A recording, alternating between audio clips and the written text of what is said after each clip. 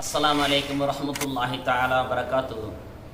கண்ணியம் நிறைந்த அல்லாஹ்வின் நல்லடியார்களே, இஸ்லாமிய சொந்தங்களே, ஈமானி உறவுகளே, உங்கள் அனைவர் மீதும் ஏக இறைவன் அல்லாஹ்வின் சாந்தியும் சமாதானம் என்றென்று நின்று நிலவட்டுமாகுக. ஆமீன் ஆமீன் யா ரப்பல் ஆலமீன். கண்ணியம் நிறைந்த அல்லாஹ்வின் நல்லடியார்களே, இந்த மாதம் துல்ஹஜ் மாதம், ஹஜ்ஜுடைய மாதம், குர்பானியுடைய மாதம் என்று சொல்லுவோம். இது அல்லாஹ்வினுடைய பிரியத்திற்கும் அல்லாஹுடைய நெருக்கத்திற்கும் அதிக தொடர்புடைய மாதமாகும். இந்த மாதத்தில் தன்னை அர்ப்பணிக்கக்கூடிய மனநிலை யாருக்கு உள்ளது என்பதை அல்லாஹ் பரிசோதிக்கக்கூடிய வாக்கியம் நிறைந்த மாதமாகும். இந்த மாதத்தில் ஹஜ் என்பது அமைக்கப்பட்டு இருக்கின்ற ஒரு மாதமாகும். இஸ்லாமிய கடமைகளில் நிறைவான பரிபூர்ணமாக இறுதி கடமையாம் ஹஜ்ஜாகும். இந்த ஹஜ்ஜை பற்றி குர்ஆனில் பல இடங்களில் அல்லாஹ் சுப்ஹானஹு வ தஆலா சொல்லி காட்டுகிறான். வலில்லாஹி அலன் நாஸி ஹஜ்ஜு மன் இஸ்தா இலைஹி சபீலா.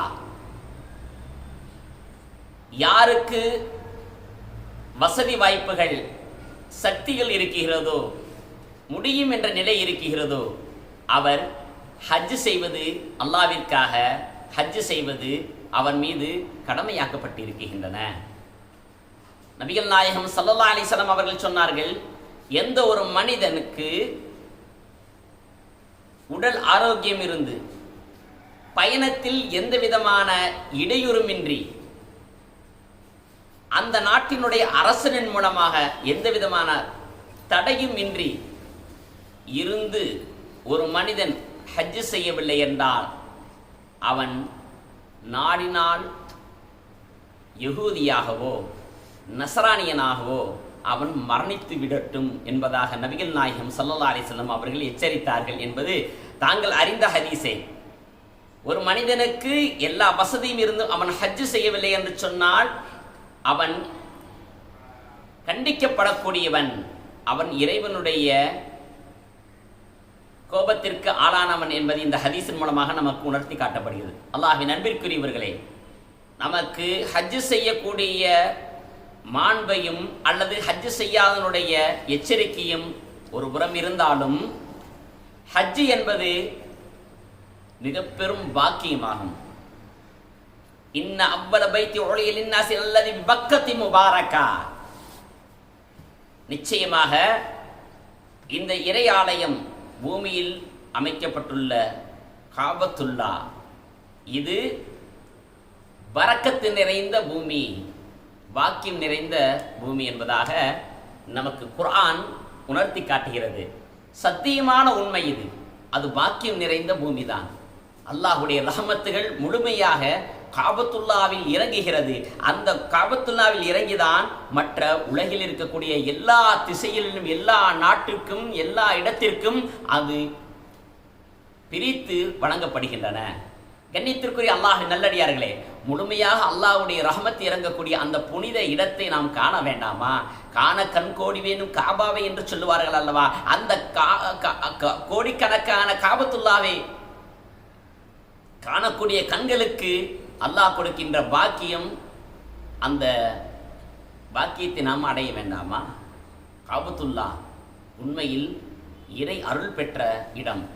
காபத்துல்லாவை பார்க்கின்ற போது நமக்கும் அந்த காபத்துல்லாவுக்கும் நம்முடைய இதயத்திற்கும் இருக்கின்ற இணைப்பு என்ன, தொடர்பு என்ன, பாசம் என்ன, நேசம் என்ன, உறவு என்ன என்பதை அதை பார்த்த மாத்திரமே நம்முடைய கண்களில் இருந்து கண்ணீர் மழை போல் பெருகி கொட்ட ஆரம்பிக்கும்.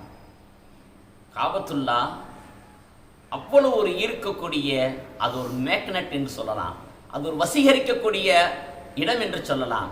இறைவனுடைய அந்த ஆலயம் இறை அருள் நிறைந்த ஆலயம் என்பதில் சொல்வதற்கு எல்லளவும் சந்தேகமில்லை. அந்த காபத்துல்லா இந்த பூமியில் அமைப்பதற்கு முன்பாக அல்லாஹ் சுப்ஹானஹு வ தஆலா மலக்குகளின் மூலமாக அந்த இடத்தில் காபத்துல்லாவை அல்லாஹ் தஆலா அமைத்தான். அந்த காபத்துல்லாவை அமைத்தான் ரப்பு. அதை தவாஃப் செய்வதற்காக மலக்குகள் வருகை தருகின்றார்கள். அது முத்துக்களாலும் விலை உயர்ந்த மாணிக்க மரகதத்தாலும் அமைக்கப்பட்டிருந்த அந்த காபா, அதனுடைய பிரகாசத்தை பார்த்த ஜின்னாத்துகள் எல்லாம் எல்லா திசையிலிருந்துமே அந்த ஒளியை நோக்கி வந்தன. அல்லாஹ்வினுடைய கட்டளையின் பேரும் மலக்குகளை அனுப்பி அந்த இடத்தில் ஜிந்துகளோ இப்லீஸோ பிரவேசிக்க கூடாது என்பதற்காக விரட்டி அடிக்கும்படி அல்லாஹ் கட்டளையிட்டான். அந்த ஜின்னாத்துகளும் இப்லீஸுகளும் வரக்கூடாது என்பதற்காக வேண்டி மலக்குகள் சூழ்ந்து காபத்துல்லாவை வட்டமிட்டு சூழ்ந்து நின்று கொண்டார்கள் பாதுகாப்பாக. அவர்கள் நின்ற இடம்தான் இன்று ஹரமாக, ஹரம் ஷரீஃப் என்று சொல்லுகிறோம் அல்லவா? அந்த ஹரம் ஷரீஃப் எது வரைக்கும் இருக்கிறது என்று சொன்னால் மினாவெல்லாம் ஹரம் ஷரீஃப் என்பதாகத்தான் நாம் கணிக்க முடிகிறது. காரணம், அந்த மலக்குகள் வட்டமிட்டு நின்ற இடம் ஹரமாக அல்லாஹ் அமைத்துள்ளான். ஹரம் என்று சொன்னால் புனித ஸ்தலமாக. அங்கு பொய் பேச முடியாது, திருட முடியாது, எந்த பொருட்களையும் புற்புண்டுகளையும் பிடுங்கக்கூடாது, எந்த பிராணியும் அங்கு நாம் அறுக்கக்கூடாது, வேட்டையாடக்கூடாது. இது போன்ற பலவிதமான கட்டுப்பாட்டுக்குள் அங்கு நமக்கு அமைக்கப்பட்டுள்ளன. அல்லாஹ்வின் அன்பிற்குரியவரே, இந்த வீடியோ காணொளியின் மூலமாக தங்களுக்கு மத்தியில் நான் அழுத்தமாக சொல்லக்கூடிய விஷயம் என்னவென்று சொன்னால், நீங்கள் ஒவ்வொருவருமே மனதளவில் ஆசை வைக்க வேண்டும். ஆசை என்று சொல்லக்கூடாது, பேராசை வைக்க வேண்டும். எப்படி என்று சொன்னால், யா அல்லாஹ், என்னுடைய வாழ்நாளில் ஒரு முறையாவது உன்னுடைய காபத்துல்லாவை தரிசிக்கின்ற நல்ல நசீபை எங்களுக்கும் என்னுடைய குடும்பத்தார்களுக்கும் வழங்கிடு, என்னுடைய பெற்றோருக்கு மனைவி மக்களுக்கு வழங்கிடு. உன்னுடைய காபத்துல்லாவை பார்க்காமல் என்னுடைய கண் இந்த உலகத்தை விட்டு மூடக்கூடாது என்ற ஆசை வையுங்கள். நபிகள் நாயகம் ஸல்லல்லாஹு அலைஹி வஸல்லம் அவர்கள் மீது அதிகமாக ஸலவாத் சொல்லுங்கள். ஏனென்று சொன்னார், காபத்துல்லா 1,24,000 நபிமார்களும் தவாஃப் செய்த, சஜிதா செய்த புனித ஸ்தலமாகும். ஹலீலுல்லா என்று சொல்லக்கூடிய இப்ராஹிம் அலைஹிஸ்ஸலாத்து வஸலாம் அவர்களுடைய அனைத்து தியாகத்தையும் பறைசாற்றும் விதமாக நமக்கு உணர்த்தக்கூடிய ஹஜ்ஜுடைய கிருதிகள் நிறைந்திருக்கக்கூடிய இடமாகும். நபி இப்ராஹிம் அலைஹிஸ்ஸலாத்து வஸலாம் அவருடைய ஒவ்வொரு சின்ன சின்ன அமலையும் கூட அல்லாஹ் பிரியப்பட ஆரம்பித்தான், அல்லாஹ் நேசிக்க ஆரம்பித்தான். அதனால் தான் ஹஜ்ஜுக்கு செல்லக்கூடிய ஒவ்வொரு ஹாஜிகளுமே நபி இப்ராஹிம் அலைஹிஸ்ஸலாத்து வஸலாம் அவர்கள் செய்த செய்கையெல்லாம் நீங்கள் செய்வது உங்கள் மீது கடமை என்று ஹாஜிகளுக்கு ஷரியத் மார்க்கம் வலியுறுத்தி கூறுகின்றன. எனவே கண்ணியத்திற்குரிய அல்லாஹ்வின் அன்பிற்குரியவர்களே, ஹஜ் என்பது பெரும் பாக்கியமாகும், இறை அருள் நிறைந்த பாக்கியமாகும். நபிகள் நாயகம் ஸல்லல்லாஹு அலைஹி வஸல்லம் அவர்கள் சொன்னார், அல் ஹஜ்ஜாஜு பில் உம்ர் வஃப்துல்லாஹ். ஹஜ் செய்யக்கூடிய ஹாஜிகளும் உம்ரா செய்யக்கூடியவர்களும் அல்லாஹ்வுடைய படை என்று சொன்னார்கள். அல்லாஹ்வுடைய பாதுகாவலர்கள் என்று சொன்னார்கள். அல்லாஹ் அவர்களை பாதுகாக்கக்கூடியவன். மேலும் ஒரு ஹதீஸ் நபிகள் நாயகம் ஸல்லல்லாஹு அலைஹி வஸல்லம் அவர்கள் சொன்னார்கள், நிச்சயமாக ஹஜ் செய்யக்கூடிய ஹாஜிகள் ஒருபோதும் ஏழ்மையாவதில்லை. குர்பானி கொடுக்கக்கூடியவர்களுக்கு வறுமை என்பது ஏற்பட போவதில்லை. எனவே நீங்கள் நினைக்கலாம் ஹஜ் செய்வதற்கு நிறைய பணம் வேணும் என்பதாக. சத்தியமாக சொல்லுகின்றேன், ஹஜ் செய்வதற்கு நிறைய பணம் தேவையில்லை, நிறைந்த மனம் தேவை. நிறைந்த மனம் தேவை, இஹ்லாஸான உள்ளம் தேவை. அல்லாஹ் அதைத்தான் தேர்ந்தெடுக்கின்றான். உங்களுடைய உள்ளம் அல்லாஹ்வுடைய தர்பாரில் முழுமையாக சமர்ப்பிக்கப்படுமையானால் அல்லாஹ் உங்களை ஹாஜிகளாக ஆக்குவது பாரதூரமான விஷயம் இல்லை. பணம் என்னங்க பணம்? அல்லாஹ் நாடினால் அரசனை ஆண்டியாக்குவான், லட்சாதிபதியை பிச்சாதிபதியாக ஆக்குவான், கோடீஸ்வரனை கோடியில் நிற்க வைப்பான். எல்லா விதமான வசதி இருந்தும் எதுவும் அனுபவிக்க முடியாத ஆக்கிவிடுவான். எதுவுமே இல்லாமல் எல்லா விதமான வசதியோடு வாழக்கூடிய வாய்ப்பை அல்லாஹ் கொடுப்பான். இது அல்லாஹ்வுடைய கையில் இருக்கிறது அல்லவா? இதையெல்லாம் உணர்த்தக்கூடியது வாழ்க்கையில் எந்த வாழ்வு சிறந்த வாழ்வு என்பதை உணர்த்தக்கூடியது ஹஜ்ஜாகும். நீங்கள் ஹஜ்ஜை நீங்கள் அடைவீர்களேயானால் அல்லாஹ்வுடைய குதிரத்தை, அல்லாஹ்வுடைய வல்லமையை, அல்லாஹ்வுடைய ஆற்றலை, அல்லாஹ்வுடைய ரஹமத்தை, அல்லாஹ்வுடைய பாக்கியத்தை, அல்லாஹ்வுடைய நியாமத்துகளை நீங்கள் கண்கூடாக காண முடியும். காண கண்கோடி வேண்டும் காபாவை என்று சொன்னார்கள் அல்லவா? அல்லாஹ்வுடைய கோடிக்கணக்கான ரஹமத்துகளை நீங்கள் பார்க்கக்கூடிய இடம் ஹஜ்ஜுடைய இடமாகும். அரஃபா, அல்லாஹு அக்பர்.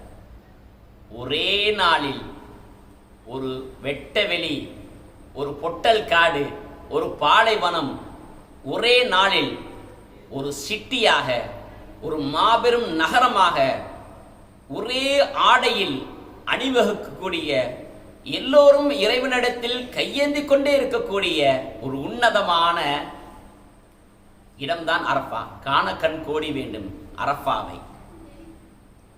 நீங்கள் பார்த்தவர்கள் இதை உணர்ந்து பாருங்கள். எல்லா ஹாஜிகளும், ஆண்கள் எல்லாம் அந்த இஹ்ராமுடைய ஆடையில் வெண்ணிறத்தில் மொட்டை தலையோடு கையேந்தியவர்களாக கண்ணீர் மல்க இறைவனிடத்தில் பிரார்த்தித்துக் கொண்டே இருக்கக்கூடிய இடம் அரஃபாவுடைய இடம். நபி ஆதம் அலைஹிஸ்ஸலாத்து வஸலாம் அவருடைய பிரார்த்தனை அங்கீகரிக்கப்பட்ட இடம் அரஃபாவுடைய இடம். தொழுகையை கூட முன்பின் செய்துவிட்டு உங்களுடைய முழு நேரத்தையும் இறைவனிடத்தில் இறையஞ்சக்கூடிய இடமாக அமைக்கப்பட்டது அரஃபாவுடைய இடம். அதை நாம் காண வேண்டாமா? அங்கு நாமும் கையேந்த வேண்டாமா? இறைவனுடைய அருளை நாம் பெற வேண்டாமா? இறைவனுடைய பாக்கியத்திற்கு உரித்தானவர்கள் ஆக வேண்டாமா? இந்த உலகத்தில் நாம் எதை கொண்டு போக போகின்றோம்? இந்த உலகத்தில் நாம் எதை விட்டுவிட்டு போக போகின்றோம்? இதெல்லாம் ஒரு புறம் இருக்க, இந்த பாக்கியத்தை பார்த்தவர்கள், அனுபவித்தவர்கள் என்னுடைய வாழ்நாளில் நிம்மதி அடைந்து விடுவார்கள். இறைவா, உன்னுடைய அருளை பார்த்துவிட்ட எனக்கு இனி இந்த உலகத்தினுடைய பாக்கியம் பெரியதாக தெரியவில்லை. என்னுடைய வீடு பெரியதில்லை, என்னுடைய மனைவி மக்கள் பெரியதில்லை, என்னுடைய குடும்பம் உற்றார் உறவினர்கள் பெரியதில்லை, என்னுடைய விவசாய இடங்கள் பெரியதில்லை, என்னுடைய தோப்பு துறவுகள் பெரியதில்லை, என்னுடைய பணங்காசுகள் பெரியதில்லை. உன்னுடைய ரஹமத் இருந்தால் அதுதான் எனக்கு பெரியது என்பதை உணர்த்தக்கூடியது ஹஜ்ஜுடைய இடம். எனவே ஹஜ்ஜை மேற்கொள்ளுங்கள், புனித ஹஜ்ஜை நியத்து வையுங்கள். புனித ஹஜ் என்பது நம்மை பரிசுத்தப்படுத்தக்கூடியதாக இருக்கின்றது.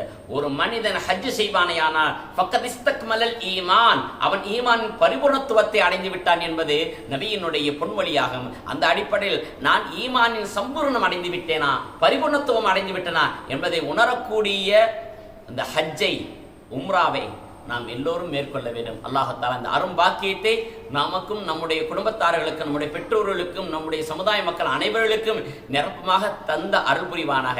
காணக்கண் கோடி வேண்டும் காபாவையும், ரவுலா ஷெரீஃபை தரிசிக்கக்கூடிய, நபியின் முகத்தை காணக்கூடிய, நபியின் மீது ஸலவாத் சொல்லக்கூடிய அரும்பாக்கியத்தையும் நம் எல்லோருக்கும் அல்லாஹ் சுப்ஹானஹு வ தஆலா தந்து அருள் புரிவானாக. அஸ்ஸலாமு அலைக்கும் வரஹ்மத்துல்லாஹி தஆலா பரக்காத்துஹு. வாருங்கள் அனைவரும் ஹஜ் உம்ராவை மேற்கொள்ளுவோம்.